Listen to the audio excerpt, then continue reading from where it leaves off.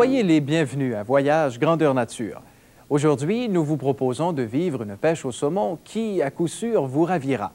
Mais auparavant, nous irons à la découverte des marais salés. L'estuaire du Saint-Laurent renferme plusieurs marais salés d'importance. Ces habitats n'attirent généralement pas notre attention, sans doute à cause de leur aspect vaseux et des odeurs nauséabondes qui parfois s'en dégagent. Pourtant, les marais cachent une faune et une végétation riches et diversifiées. C'est donc entre terre et mer que nous entreprendrons la première partie de notre émission.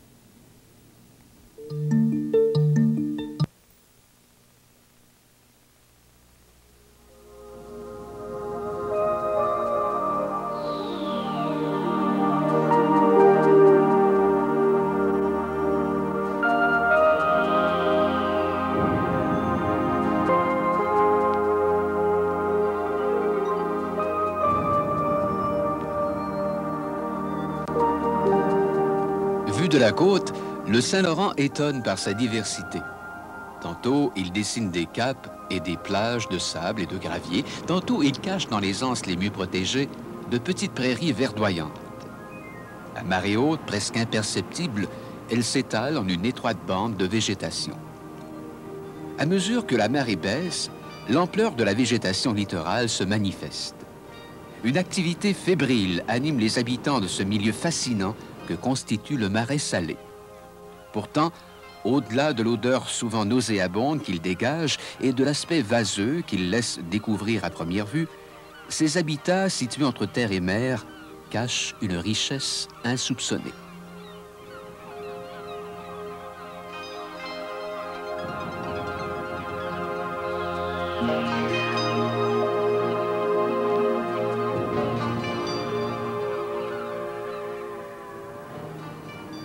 De Kamouraska à Pointe-au-Père, les marais salés constituent les écosystèmes naturels les plus caractéristiques de la région du Bas-Saint-Laurent. En Gaspésie, on les retrouve à l'embouchure de certaines rivières, dans la baie de Gaspé et dans la baie des Chaleurs. Ces milieux naturels portent également le nom de marais aspartines, marais salants ou battures. Soumis au jeu habituel des marais, les marais salés constituent un des milieux naturels des plus productifs qui soient. L'influence de la marée crée généralement 4 grandes zones caractérisées par une végétation distincte.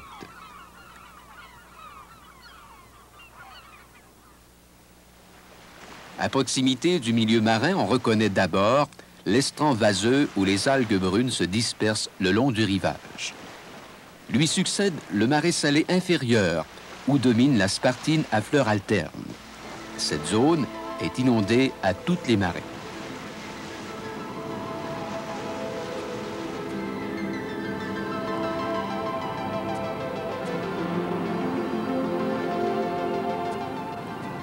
Dans le marais salé supérieur, seules les grandes marées du printemps et de l'automne recouvrent la végétation. Cette partie du marais est la plus diversifiée puisqu'elle compte une trentaine d'espèces végétales, dont la spartine étalée et la spartine pectinée. Enfin, la zone arbustive, composée en grande partie d'aunes, délimite la frontière entre le marais et les habitats voisins.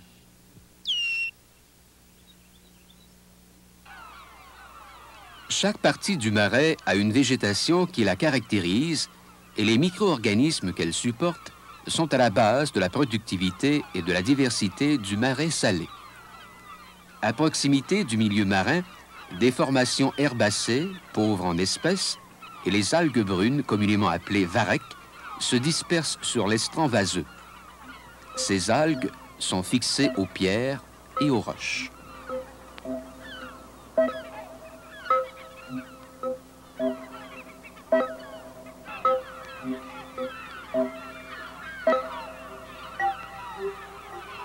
Dans le marais salé inférieur, là où le sol est recouvert à chaque marée, se développent des graminées comme la spartine à fleurs alternes. Cette plante est la plus caractéristique et la plus répandue du marais. Sa présence favorise l'accumulation de débris et participe à la formation du marais.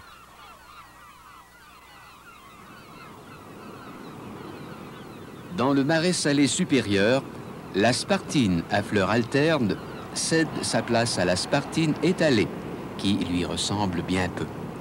Plus petite, elle forme de grandes colonies d'un vert légèrement bleuté, agrémenté de rouge vin.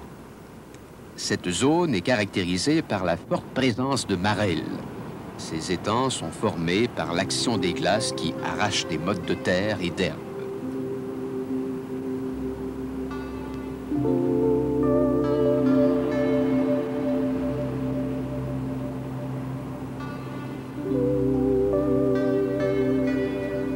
Ici, la lavande de mer voisine les espèces déjà présentes. Remarquable par l'abondance de ses délicates fleurs d'un bleu mauve, elle attire l'œil. La présence de la salicorne d'Europe ajoute à la richesse des coloris et ces teintes vives donnent au marais un cachet particulier.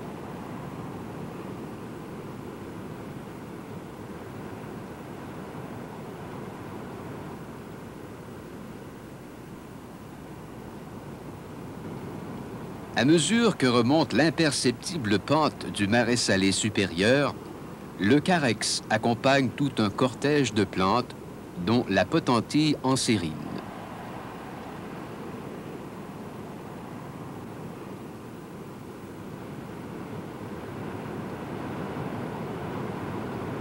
Dans cette zone, rarement baignée par les marées, on trouve également une autre sorte de spartine, la spartine pectinée.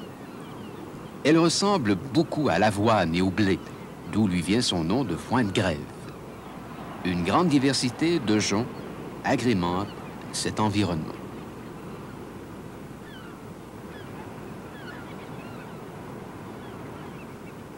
Enfin, la zone arbustive ajoute à la diversité de la richesse végétative et floristique du marais. Dans cette zone, surtout composée d'aunes, se côtoient plusieurs plantes sauvages, telles l'épilobe à feuilles étroites, la tanésie vulgaire, la sanguisorbe du Canada, l'impatiente du Cap et le grand liseron. Le marais salé occupe une place de premier choix au niveau de la productivité biologique. Tous les maillons de la chaîne alimentaire y sont représentés. La densité de la végétation protectrice et l'abondance d'aliments font des marais des sites privilégiés de frayère et de développement larvaire pour une multitude d'organismes.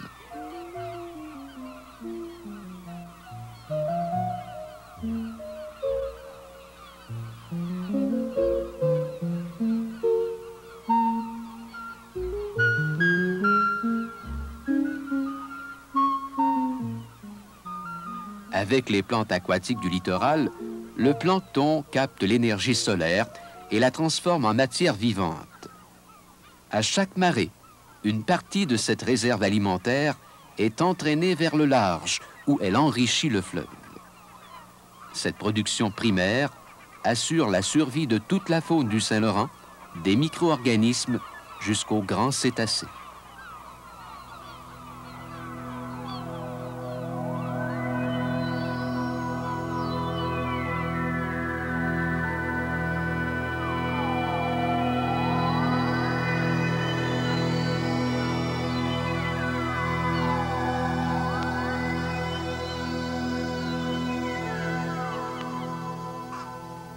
Les marais salés servent d'habitat à un nombre impressionnant d'oiseaux, résidents ou nicheurs. Plusieurs espèces dépendent spécifiquement des marais pour leur survie. Ici, le biorot à couronne noire s'agite continuellement, toujours prêt à saisir une proie trop hasardeuse.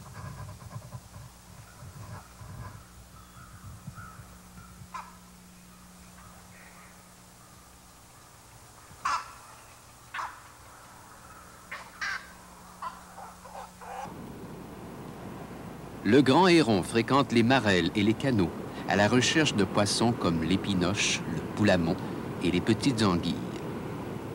Son comportement emprunte une démarche aux gestes lents et empreint d'élégance. Ses longues pattes lui permettent de marcher en eau profonde et d'attraper de plus gros poissons. Certaines espèces, comme le canard noir, habitent les marais durant toute la saison de reproduction, c'est-à-dire de la fin mars au début septembre. C'est le plus abondant des canards de surface dans l'est du Québec. Il utilise intensivement ces milieux à cause de l'abondance de la nourriture, du grand nombre d'étangs et d'une haute densité de végétation qui protège autant les jeunes que les adultes.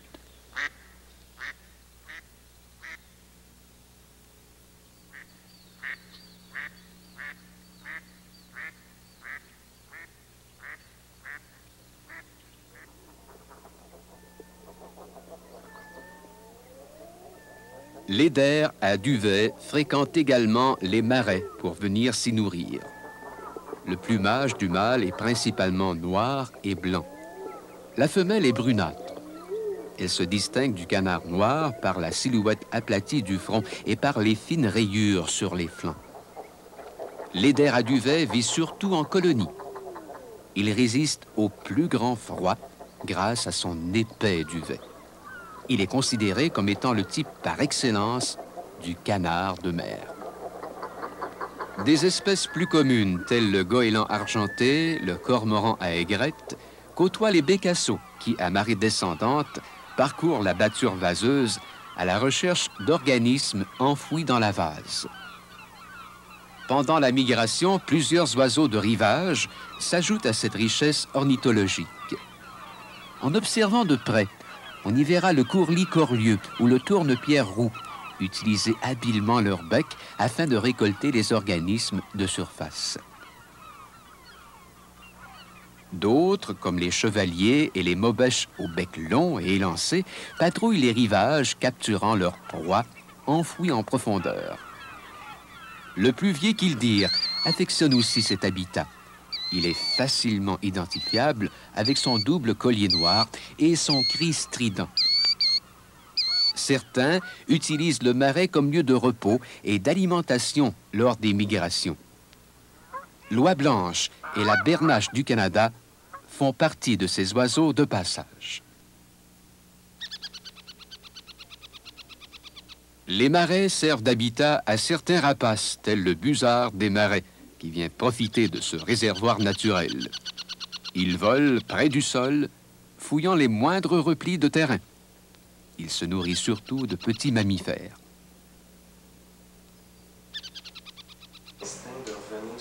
Dans la région du Bas-Saint-Laurent, l'accès à ces milieux naturels est facilité par la présence de centres d'interprétation. À Kamouraska, à l'Île-Verte et à Pointe-au-Père, ces centres d'éducation et d'information permettent de découvrir la richesse des marais et l'importance qu'ils jouent comme site naturel. En empruntant les sentiers aménagés et en participant aux activités d'interprétation, on apprendra à apprécier davantage ces endroits peu connus.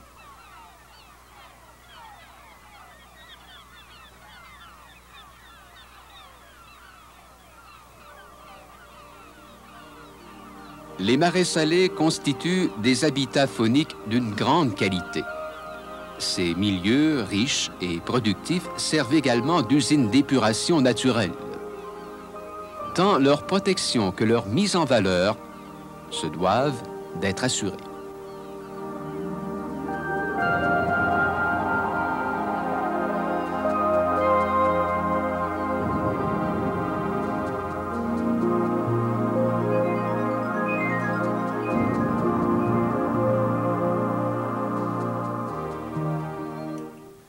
Et des rives du Saint-Laurent, transportons-nous maintenant sur la rivière Patapédia. De par sa situation géographique et son mode d'exploitation, la rivière Patapédia se distingue des autres rivières à saumon de l'est du Québec. Située au cœur de la vallée de la Matapédia, cette rivière sert en partie de frontière naturelle entre le Québec et le Nouveau-Brunswick. Une des particularités de ce cours d'eau est qu'un système d'alternance entre les pêcheurs québécois et néo-brunswickois a été mis en place sur près de 80% de la rivière. Autre caractéristique, on ne peut y pêcher qu'en canot, comme nous le verrons d'ailleurs dans un instant.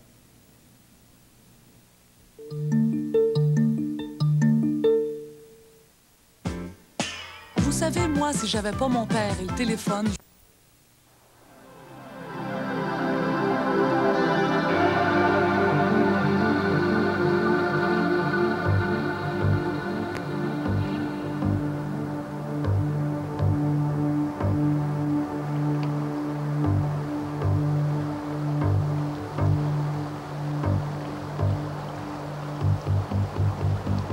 Le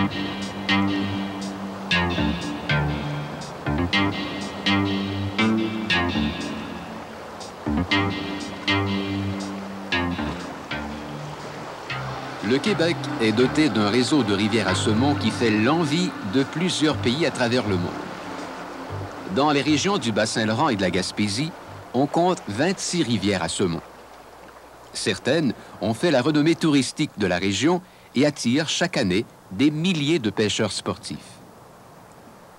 Parmi les initiés, qui ne connaît pas la Matane ou la Bonaventure, la Matapédia ou la rivière Saint-Jean?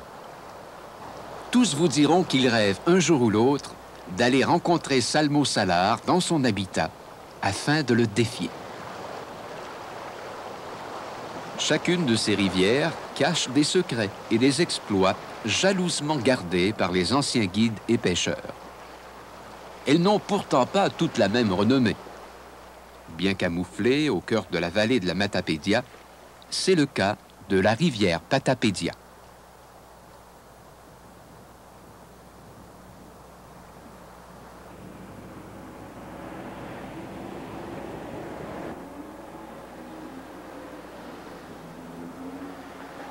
Le voyage commence donc au bureau d'accueil de la maison Matamadja à Kozabskal. Bonjour.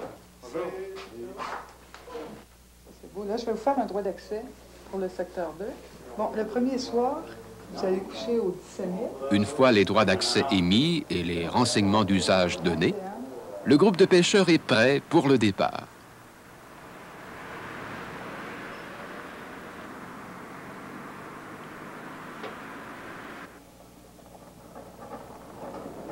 Puis, parcourant une route tracée en plein cœur de la forêt, ils atteindront, plusieurs kilomètres plus loin, cette rivière discrète et sauvage.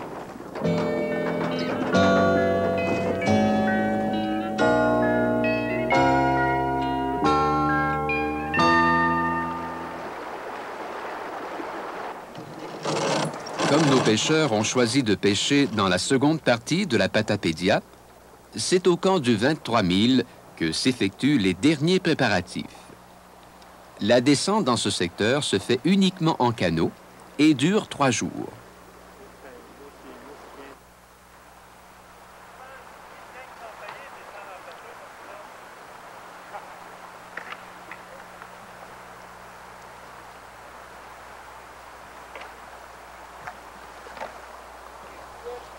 Dans la première partie du voyage, la rivière est étroite, bien enserrée par les montagnes. Le canot glisse d'abord lentement sur la fosse au chevreuil, la Commodore et le Petit Indien. Puis, sur la fosse Miroir, quelques saumons sont repérés. Le pêcheur choisit alors sa mouche préférée et tente sa chance, espérant que le saumon se laissera leurrer.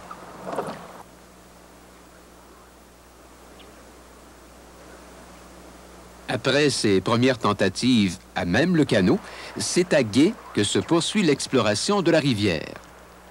D'ailleurs, dans plusieurs fosses, on pêche très bien avec des cuissardes, ce qui permet aux pêcheurs de se déplacer plus librement.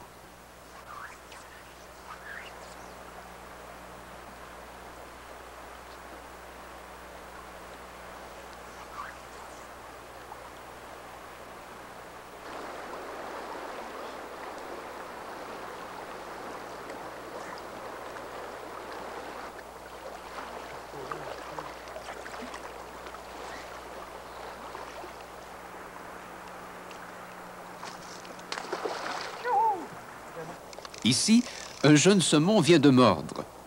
Avec toute la vigueur qui le caractérise, il ne fait pas mentir sa réputation, sautant à plusieurs reprises hors de l'eau.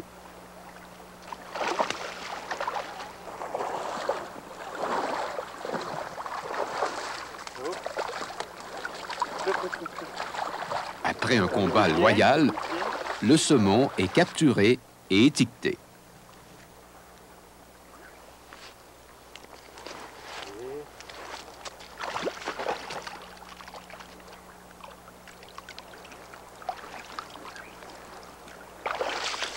Le pêcheur sportif prendra soin de prélever quelques écailles afin qu'elles fournissent aux biologistes de précieux renseignements sur le cycle de vie du saumon.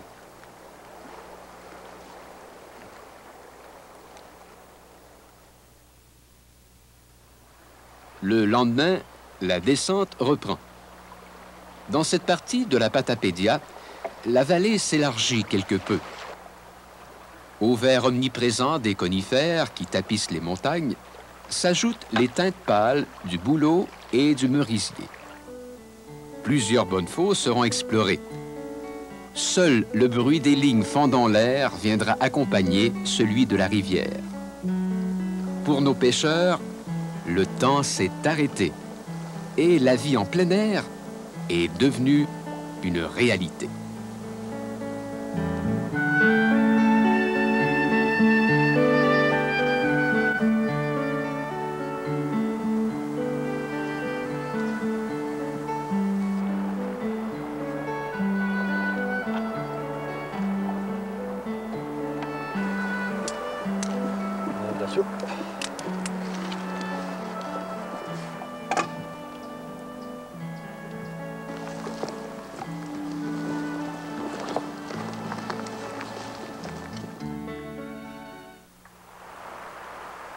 Au dernier jour de la descente, défiant les superstitions, c'est à la fosse Coude du Diable que se poursuit le voyage de pêche. Dans cet abri naturel, l'eau prend la couleur de la forêt. Ici, un beau saumon vient de défier la sèche d'un de nos pêcheurs. Sachant qu'il devra être remis à l'eau, c'est avec patience et respect que s'engage alors le combat. Sur la Patapédia, seuls les castillons de moins de 63 cm peuvent être capturés par le pêcheur sportif. C'est une des caractéristiques de cette rivière, dont le mode d'exploitation fait partie d'une entente avec le Nouveau-Brunswick.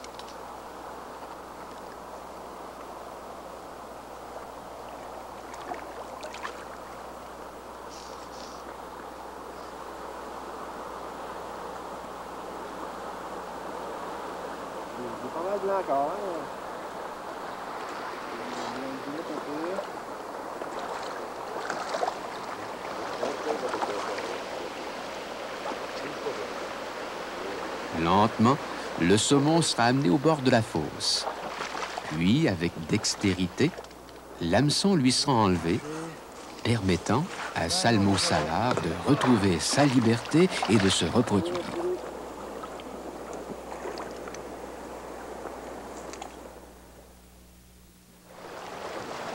Pêcher sur la rivière Patapédia, c'est bien plus que défier le saumon dans son milieu. À chacun de ses méandres, cette rivière sauvage nous invite à vivre au rythme de la nature, laissant les courants conduire le pêcheur sportif d'une fosse à l'autre, d'une découverte à l'autre.